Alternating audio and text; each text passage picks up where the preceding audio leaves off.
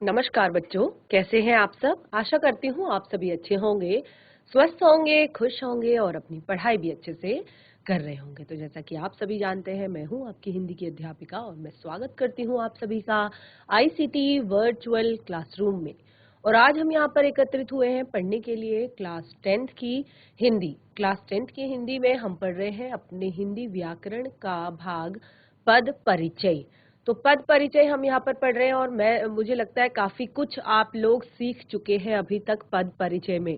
किस तरह से संज्ञा शब्द का पद परिचय देना है, किस तरह से सर्वनाम, किस तरह से क्रिया, किस तरह से विशेषण, किस तरह से क्रिया विशेषण। और आपने देखा कि इन सभी टॉपिक्स को पढ़ते वक्त हमारी ये सारे टॉपिक्स पूरी तरह से रिवाइज हो चुके हैं। यानी कि हमने संज्ञा की परिभाषा से लेकर, संज्ञा के भेद से लेकर, सर्वनाम की परिभाषा, सर्वनाम के भेद, क्रिया विशेषण के भेद, क्रिया विशेषण की परिभाषा, ये सारी चीजें हमने यहाँ पर क्लियर कर ली हैं। अब हम अपने नेक्स्ट टॉपिक्स जो हमारे हैं संबंध बोधक और समुच्चय बोधक, उनको हम कंटिन्यू करने वाले हैं। अंत में हमारा टॉपिक बचता है विस्मय आदि बोधक। तो लगभग हम सभी टॉपिक्स को क्लियर यहाँ पर करेंगे और साथ के साथ हम सभी की परिभाषाएं, सभी के भेदों को यहाँ पर क्लियर करेंगे ताकि आपको पद परिचय देने में कोई भी परेशानी ना हो। क्योंकि कई बार जैसे कि मैं आपको यहाँ पर अलग अलग एग्जाम्पल्स दे रही हूँ कि संज्ञा शब्द का पद परिचय किस तरह से दिया जाता है, सर्वनाम शब्द का पद परिचय किस तरह से दिया जाता है, लेकिन जब आप एग्जाम में होते हैं तो आपको पूरा एक सेंटेंस दिया जाता है, पूरा एक वाक्य दिया जाता है और उसमें से आपको अंडरलाइन कर दिए जाते हैं जो भी शब्द, आपको उन शब्दों का पद परिचय देना होता है। तो सबसे पहले आपको छांटना है कि ये शब्द है क्या। ये शब्द संज्ञा है, सर्वनाम है, क्रिया है, विशेषण है, क्रिया विशेषण है, संबंध बोधक है, समुच्चय बोधक है या विस्मय आदि बोधक है। उसके बाद आपने उसके भेद लिखने हैं, उसके बाद आपने बाकी सारी चीजें उसके बारे में लिखनी है। तो बिल्कुल रेडी हो जाइए, कॉपी पेन पेंसिल लेकर हम चलते हैं स्मार्ट बोर्ड की तरफ। कंटिन्यू करते हैं अपने आज के सेशन को। सभी बच्चे ध्यान पूर्वक पढ़ेंगे और समझने का प्रयास करेंगे। तो हमने अपने लास्ट सेशन में, जो हमारा लास्ट सेशन था पिछला, यहाँ पर हमने संबंध बोधक यानी कि नंबर 5 तक हम कंप्लीट कर चुके हैं, अपना क्रिया विशेषण तक। और क्रिया विशेषण शब्दों में जो हमारा एग्जाम्पल है वो भी हमारा क्लियर हो चुका था। और उसके बाद हम नंबर 6 पे आए हैं। नंबर 6 जो हमारा है वो है संबंध बोधक। तो संबंध बोधक का पद परिचय हमने यहाँ पर देना है। जो संबंध बोधक शब्द हैं उनका पद परिचय देना है। तो क्या होते हैं संबंध बोधक शब्द, क्या होता है संबंध बोधक शब्द। तो हमने कहा कि वाक्य में आए हुए, देखिए परिभाषा में आपको यहाँ पर किसी भी चीज की नहीं लिखवा रही हूँ, आपको केवल और केवल मैं यहाँ पर क्लियर करवा रही हूँ कि क्या होते हैं संबंध बोधक, क्या होते हैं समुच्चय बोधक या क्या होते हैं क्रिया विशेषण शब्द। तो हमने कहा कि वाक्य में आए हुए जितने भी संज्ञा या सर्वनाम शब्द हैं, वाक्य में आए हुए जितने भी संज्ञा या सर्वनाम शब्द हैं, उन सर्वनाम शब्दों का, यानी कि जो शुरुआत में संज्ञा शब्द है उनका वाक्य में आए हुए बाकी के संज्ञा शब्दों के साथ संबंध जोड़ने का जो काम करता है उसको हम कहते हैं संबंध बोधक। ठीक है, तो यहाँ पर और जो संबंध बोधक शब्द होते हैं ये हमेशा कैसे शब्द होते हैं, अव्यय शब्द होते हैं। संबंध बोधक कैसे होते हैं, संबंध बोधक शब्द हमेशा अव्यय शब्द होते हैं। तो इसको हम एक बार क्लियर कर लेते हैं संबंध बोधक को, उसके बाद हम यहाँ पर आगे बढ़ेंगे। तो देखिए संबंध बोधक शब्दों को पढ़ने के लिए हमने यहाँ पर बहुत सारे आपको शब्द बताए। तो जैसे के पास, के सामने, के अलावा, के अतिरिक्त, के भीतर, के बारे में, के विपरीत, के बदले, की तरह, की तरफ, के बाद आदि शब्द। तो ये सब तो है, ठीक है, ये सब है, लेकिन इसके जो भेद हैं, संबंध बोधक के जो भेद हैं वो मैं आपको यहाँ पर बताऊंगी। संबंध बोधक के कितने भेद हैं और उनके हिसाब से जो ये शब्द हमने यहाँ पर लिखे हैं, ये शब्द कौन कौन से शब्द किस किस में हमारे आते हैं। ठीक है, किस किस चीज को यहाँ पर दर्शाते हैं, कौन कौन से शब्द। संबंध बोधक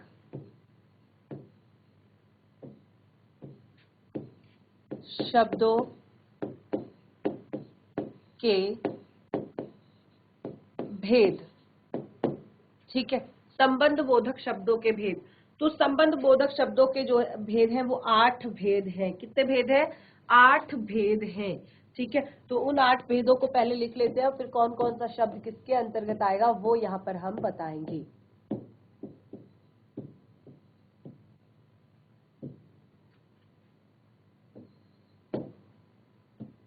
तो सबसे पहला जो हमारा यहाँ पर शब्द आता है संबंध बोधक में, वो हमारा है काल बोधक।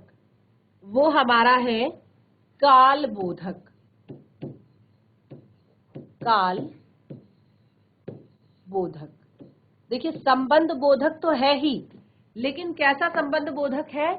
जो समय को दर्शाता हो। ठीक है, जो समय को दर्शाता हो, ऐसा शब्द हमारा है काल बोधक। ठीक है, उसके बाद आता है हमारा स्थान बोधक, जो संबंध बोधक तो है ही, लेकिन स्थान के विषय में बताता है।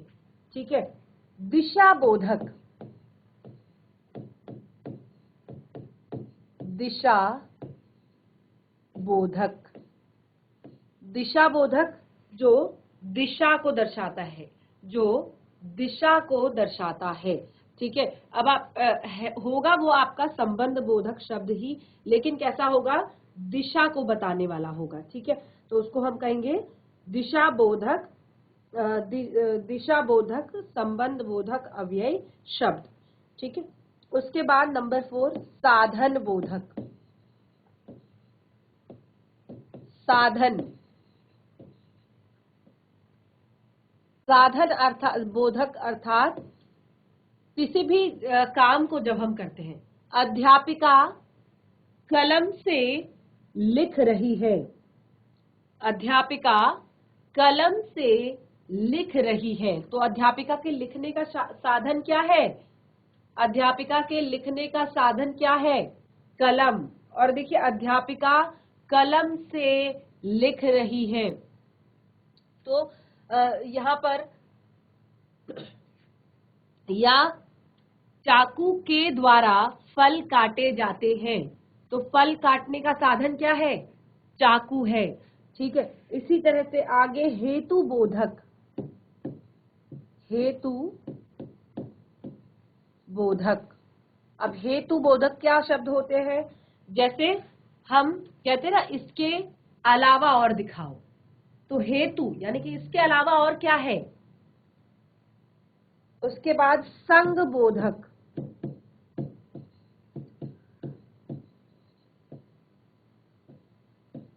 उसके बाद आता है विरोध बोधक। विरोध बोधक। ठीक है, विरोध बोधक यानी कि किसी चीज का विरोध करना, किसी चीज के अगेंस्ट, यानी कि जैसे हम कहते हैं के विरुद्ध, खिलाफ। ठीक है, या के विपरीत, इसके उल्टा। ठीक है, जहां पर विरोध की बात आती है। ठीक है, इसी तरह से नंबर 8 है हमारा समता बोधक।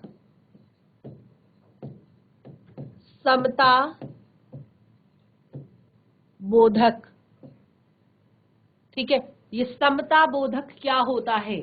समता बोधक यानी कि हम दूसरे से जब कंपेयर करते हैं, ठीक है, तो के समान, की तरह, ऐसे शब्द यहाँ पर। अब शुरुआत से इसके एग्जाम्पल देख लेते हैं, कौन सा शब्द जो है किसके अंतर्गत आता है, क्योंकि आपको संबंध बोधक केवल वहां पर नहीं लिखना है। आपको जब आप पद परिचय देंगे किसी भी शब्द का, तो आपको प्रॉपर उसका भेद बताना पड़ेगा कि संबंध बोधक का है, संबंध बोधक है तो कौन सा भेद है। काल बोधक है, यानी कि समय को दिखा रहा है, स्थान को दिखा रहा है, दिशा को दिखा रहा है, साधन को दिखा रहा है, किसी ऑप्शन दे रहा है किसी चीज में, या साथ में होने की बात कर रहा है, या विपरीत होने की बात कर रहा है, या समान होने की बात कर रहा है। तो देखिए, काल बोधक की बात हम करते हैं, तो काल बोधक में हमारे जो शब्द आएंगे वो किस तरह के शब्द आएंगे? से पहले, ठीक है, के बाद,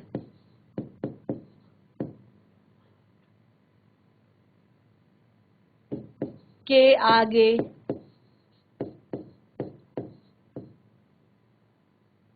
या के पश्चात। ठीक है, तो जैसे ऐसे ही बहुत सारे शब्द, ये क्या है आपके काल बोधक शब्द हैं। अब इसके बाद स्थान बोधक की बात आती है, तो स्थान बोधक जो स्थान क्या बोध करा रहा हो, के ऊपर, के नीचे,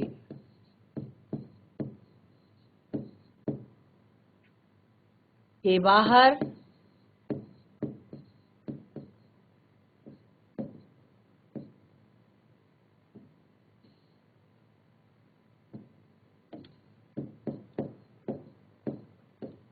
के भीतर।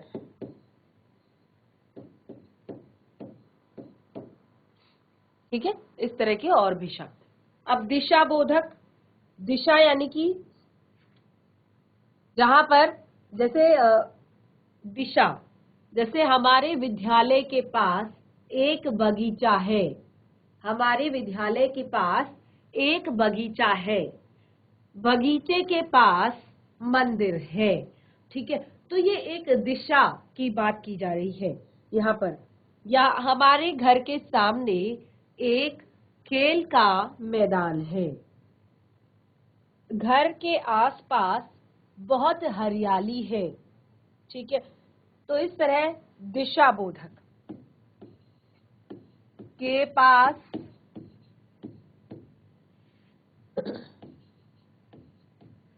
के सामने, की ओर, मैं घर की ओर जा रहा हूं, की ओर, की तरफ,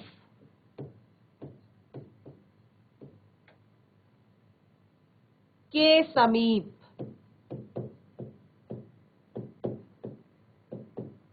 ठीक है, के पास, के सामने, की ओर, की तरफ, के समीप। ठीक है, तो ये आपके दिशा के बारे में दर्शा रहे कि यहाँ पर दिशा कौन सी है। इसी तरह से साधन बोधक, तो साधन बोधक शब्द मैंने आपको यहाँ पर बताया, जैसे साधन का यानी कि किसी साधन का के बारे में बताया जा रहा हो, जैसे के कारण, के कारण,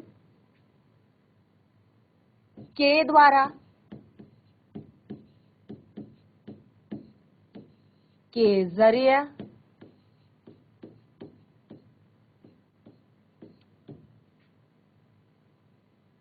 के सहारे आदि। जैसे वृद्ध व्यक्ति लाठी के सहारे चलता है, वृद्ध व्यक्ति लाठी के सहारे चलता है। तो एक वृद्ध व्यक्ति के चलने का साधन क्या है, उसकी लाठी। ठीक है, तो ये साधन बोधक शब्द है।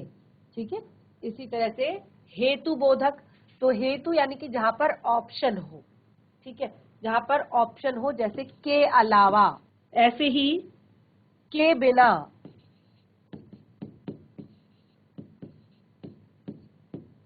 के सिवाय,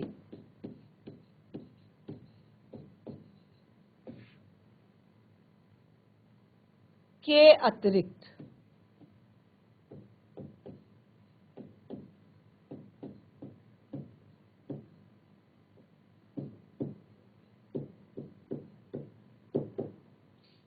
के अलावा, के बिना, के सिवाय, के अतिरिक्त। ठीक है, ये क्या है, हेतु बोधक शब्द है। इसी तरह से संग बोधक, संग बोधक में क्या आता है, संग बोधक में आपका आता है साथ, तो सहित, के साथ,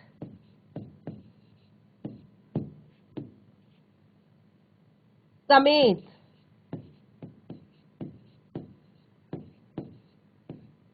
के संग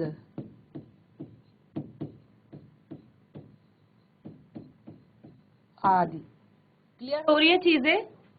देखिए नोट डाउन करते रहेंगे साथ साथ, और जो भी डाउट्स हो, जो भी दिक्कत है, परेशानी है, चैट के माध्यम से, सिस्टम के माध्यम से अपने डाउट्स क्लियर कर सकते हैं। कोई चीज नहीं समझ में आ रही है, रिवाइज कर दी जाएगी, लेकिन चुपचाप नहीं बैठेंगे। अगर नहीं समझ में आ रहा है तो जरूर बोलेंगे, अपनी समस्या रखेंगे, तभी आपको देखिए क्या, अगर यहाँ से इतना आपको पढ़ा रहे हैं, आपको पढ़ाया जा रहा है और आप नोट डाउन भी कर रहे हैं, लेकिन आपको समझ में नहीं आ रहा है, तो कोई फायदा नहीं आपकी इस क्लास का। समझ में आनी चाहिए चीजें, बहुत ही ज्यादा इंपॉर्टेंट है। देखिए हम पढ़ कुछ और रहे हैं, हम पढ़ रहे हैं पद परिचय, लेकिन कितनी सारी चीजें हम उसके साथ जान रहे हैं। देखिए तो पद परिचय जानने के लिए हमको हर एक चीज पढ़नी पड़ रही है, और वो चीजें इतनी ज्यादा इंपॉर्टेंट है कि वो आपके हमेशा हमेशा के लिए काम आने वाली है। तो अगर कोई भी डाउट हो, कोई चीज समझ में नहीं आ रही है, तो अपने डाउट्स क्लियर कर सकते हैं। इसके बाद आता है विरोध। विरोध यानी कि किसी का विरोध करना, विरोध बोधक, जैसे के खिलाफ, के खिलाफ, के विरुद्ध,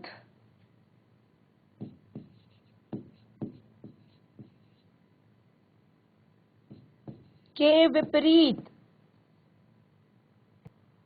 के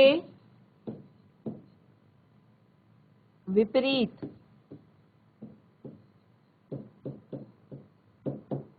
क्लियर?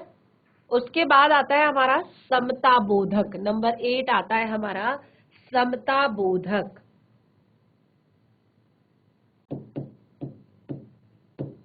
समता बोधक।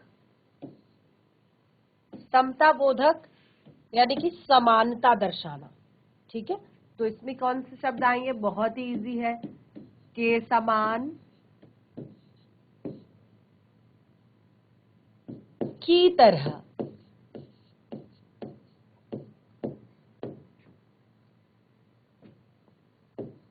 के जैसा,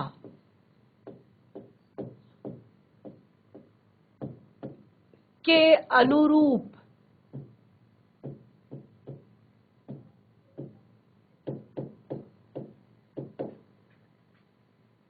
समझ में आई चीजें?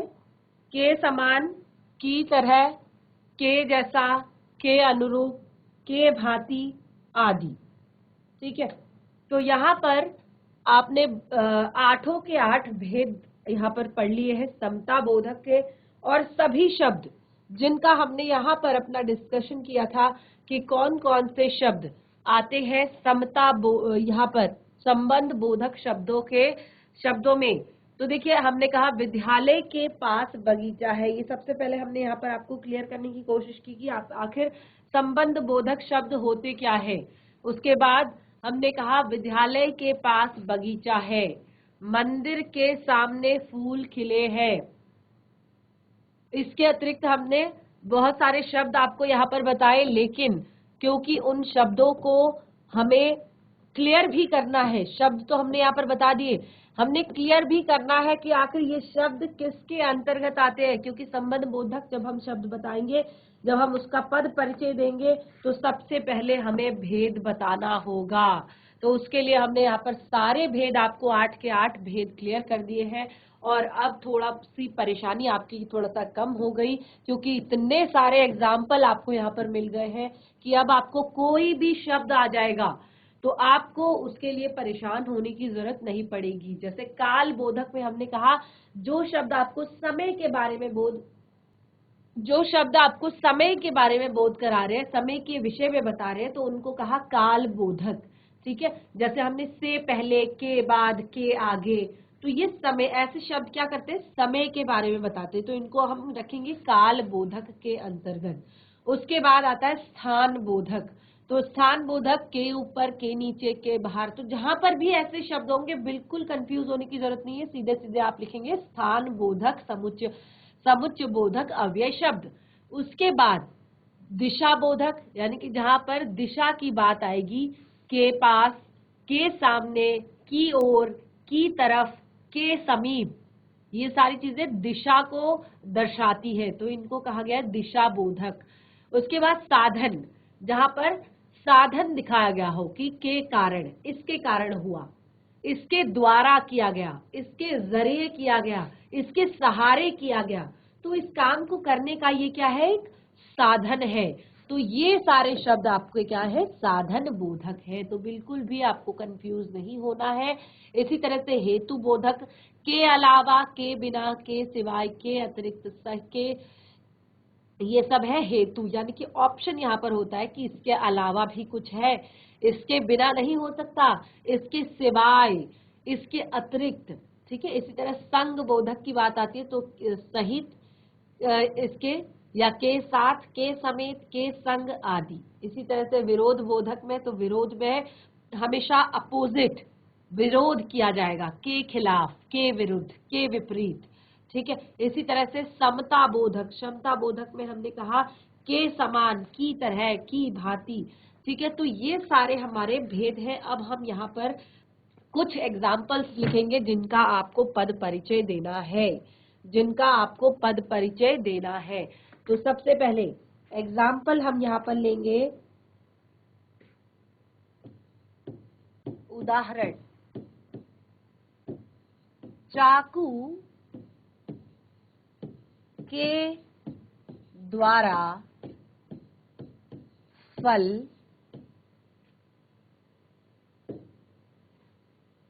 काटो।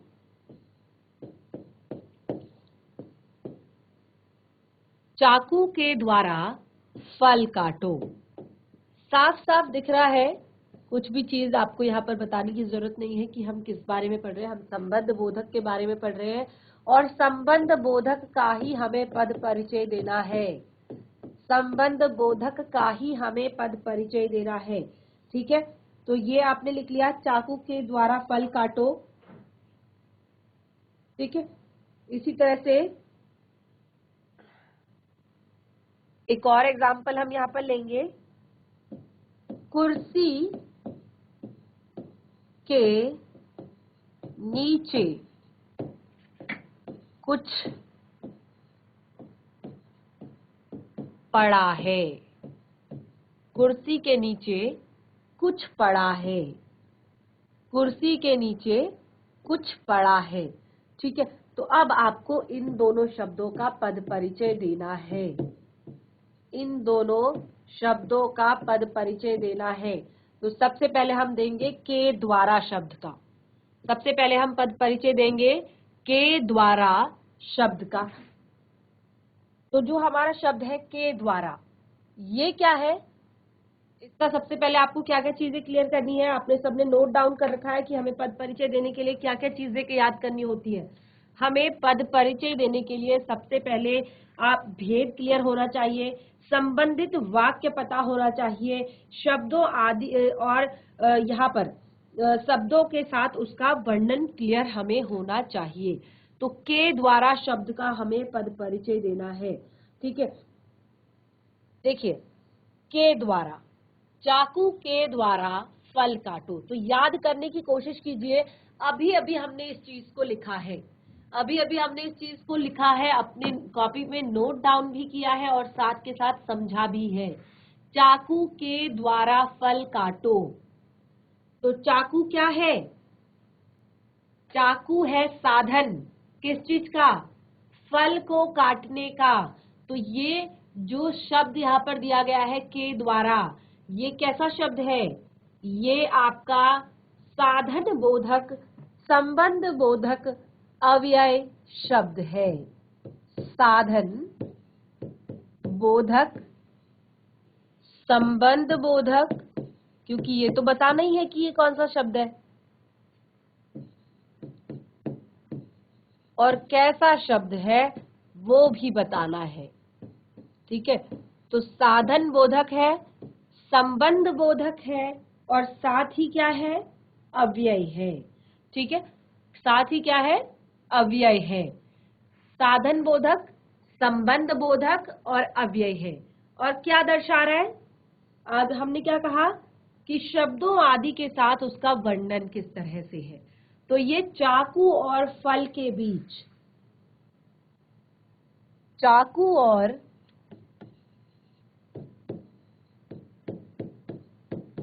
फल के बीच संबंध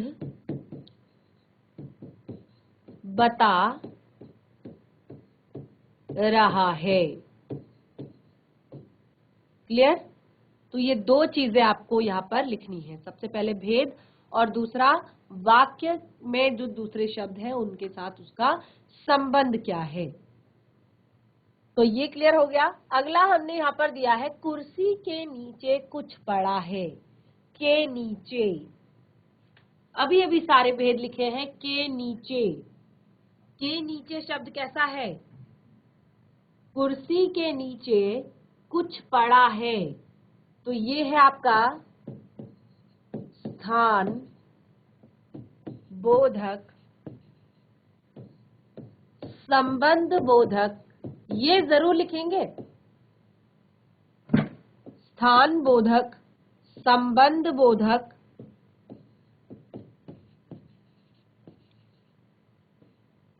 अव्यय।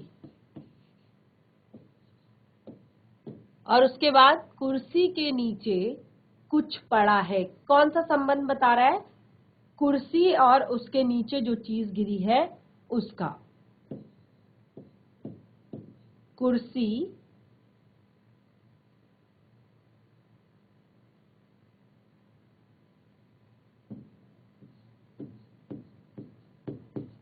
और उसके नीचे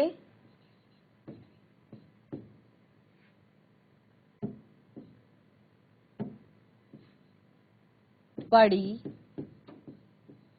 वस्तु का संबंध यहाँ पर दर्शा रहा है। ठीक है, कुर्सी और उसके नीचे पड़ी जो चीजें हैं उनका संबंध दर्शा रहा है। तो इसके अलावा भी आपको मैं बहुत सारे एग्जाम्पल्स यहाँ पे दूंगी जिनका आपने पद परिचय खुद से करके लाना है, लेकिन हम आगे के अपने टॉपिक को पहले कंटिन्यू करेंगे। तो अगला हमारा टॉपिक है समुच्चय बोधक। तो देखिए संबंध बोधक आपको क्लियर हो गया होगा बिल्कुल अच्छी तरह से, कई बार मैंने अभी मैं रिपीट कर दी है चीजें। संबंध बोधक क्या होते हैं, संबंध बोधक के कितने भेद होते हैं और उन भेदों के हिसाब से कितने सारे शब्द इसमें होते हैं, और ये सारे शब्द क्या होते हैं? अव्यय होते हैं, अविकारी होते हैं। किसी भी वाक्य में आए हुए लिंग, वचन, पुरुष, काल आदि के कारण ये बिल्कुल भी परिवर्तित नहीं होते हैं। एज इट इज अपनी पोजीशन पर बने रहते हैं, ऐसे ही बने रहते हैं जैसे थे। तो इसीलिए इनको हमने साधन बोधक अव्यय, साधन बोधक संबंध बोधक अव्यय कहा, इसी तरह स्थान बोधक संबंध बोधक अव्यय कहा। तो पूरा शब्द आपको लिखना पड़ेगा, इसीलिए बिल्कुल भी यहाँ पर कंफ्यूजन ना हो और कोई भी परेशानी यहाँ पर ना हो। तो कुछ मैं आपको वाक्य यहाँ पर लिख देती हूँ ताकि आप इसको होमवर्क में करके लेकर आए। विनय से पहले, देखिए ये होमवर्क है आपका, नोट डाउन कीजिए क्योंकि ये बहुत ज्यादा इंपॉर्टेंट है और थोड़े से ज्यादा आपको टफ भी लग रहा होगा। तो जब तक आप प्रैक्टिस नहीं करेंगे तब तक आपको क्लियर नहीं होगा। विनय से पहले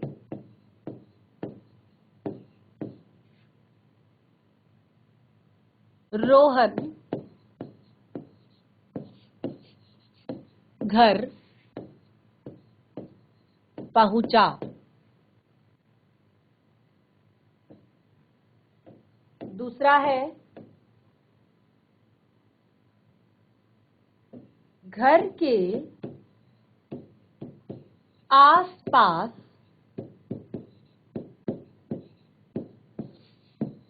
क्यों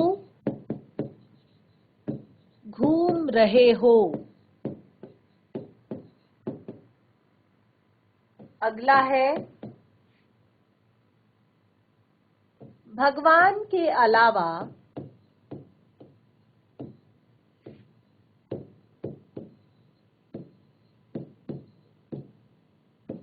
मेरा कौन है।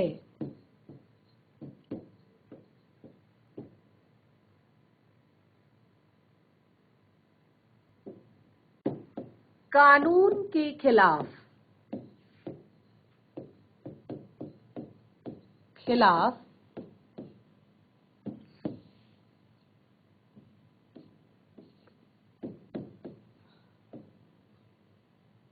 कानून के खिलाफ कुछ मत करना। अगला है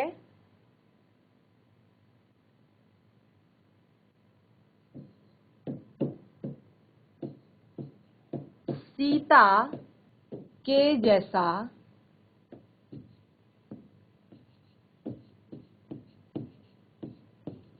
कोई और नहीं है।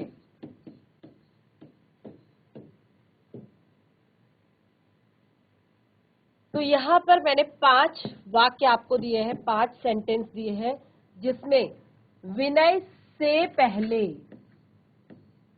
घर के आसपास भगवान के अलावा कानून के खिलाफ सीता के जैसा, सीता के जैसा, ठीक है। तो इन शब्दों का आपने पद परिचय देना है। फटाफट नोट डाउन कीजिए क्योंकि ये टॉपिक बहुत ही ज्यादा महत्वपूर्ण है और साथ ही इसमें क्योंकि आपको थोड़ा सा कंफ्यूजन हो सकती है, तो इसीलिए ये होमवर्क आपको दिया गया है, तो इसे नोट डाउन करेंगे और इसको कंप्लीट करके लाएंगे।